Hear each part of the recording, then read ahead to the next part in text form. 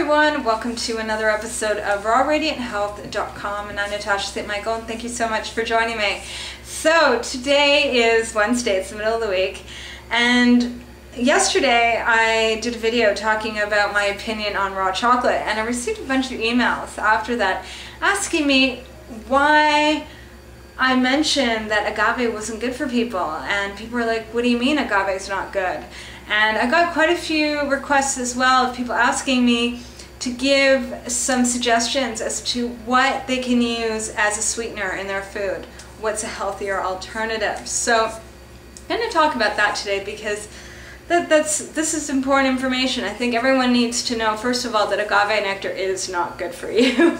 Not at all. And it's something that I've known this for years, okay? And it's something that recently did come out, more information on it, that pretty much agave has as much fructose as high fructose corn syrup has. And fructose in concentrate, it's really harsh on the liver. It's not good for you, and it's no way good for your blood sugar, nothing. And unfortunately, like, for years, agave nectar was sort of promoted as like this low glycemic, natural alternative to processed sugar.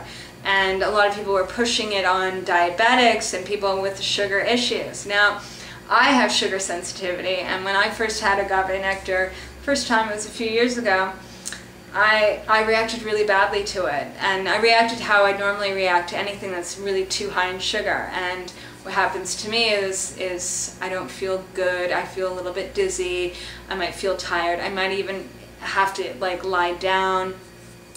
Usually have a bit of like sweats, feel raised in temperature, low-grade anxiety, all sorts of stuff comes out when I eat too much sugar.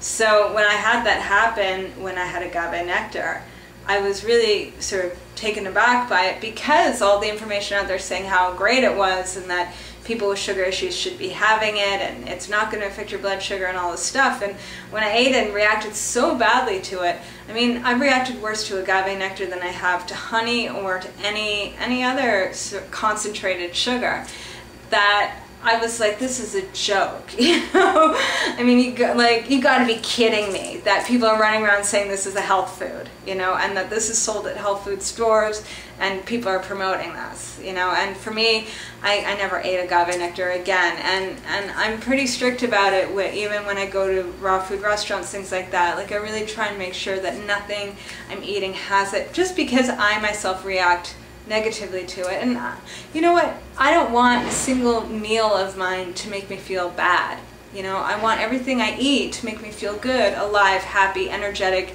and sharp. I don't want things making me feel like I need to go to bed.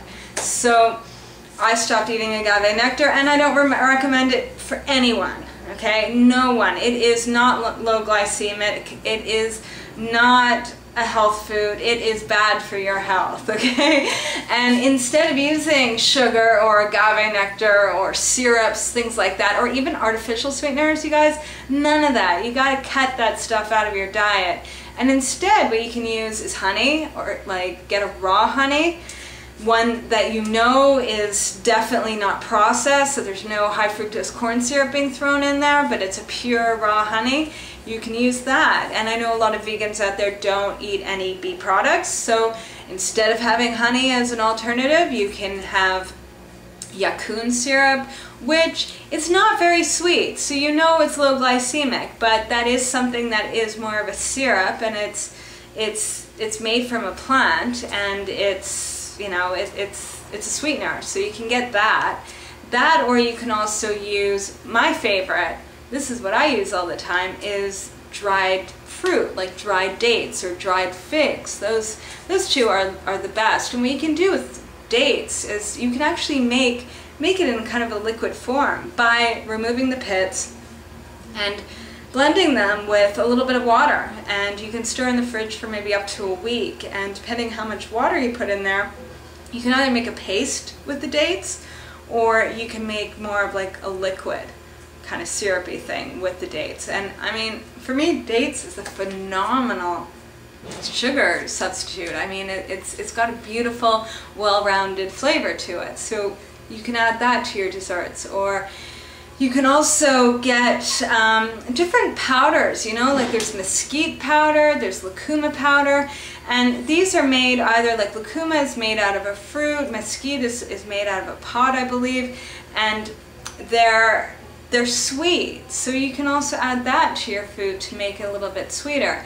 But the one thing that I kind of want to end with is that, you know, your goal should be that you just eat foods that naturally are sweet and that can satisfy you, rather than having to make something that's so super sweet and that's the only thing that's going to satisfy you, because that's where we've sort of gotten ourselves to these days. You know, we've grow up and we live in a world where everything is made out of processed sugar and everything is so super sweet that our taste buds are just used to that.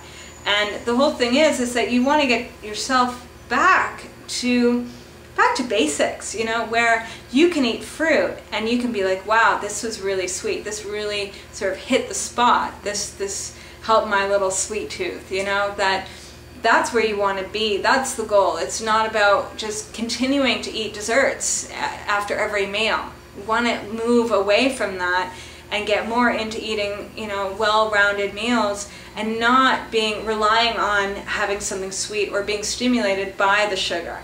Okay, so, you know, that's something to think about, you know, and I know obviously most people can't just quit sugar overnight and that it does take time, but it's always good to have goals. It's always good to look into the future and be like, you know what, eventually I don't want to be relying on having dessert. I don't want to be feeling like I need a dessert to make me feel satisfied. I want to just be able to eat my food and feel great and ready to go and ready to enjoy my days. So that's something to think about. And also too, I do want to mention that the next 7-day raw food challenge is coming up August 23rd.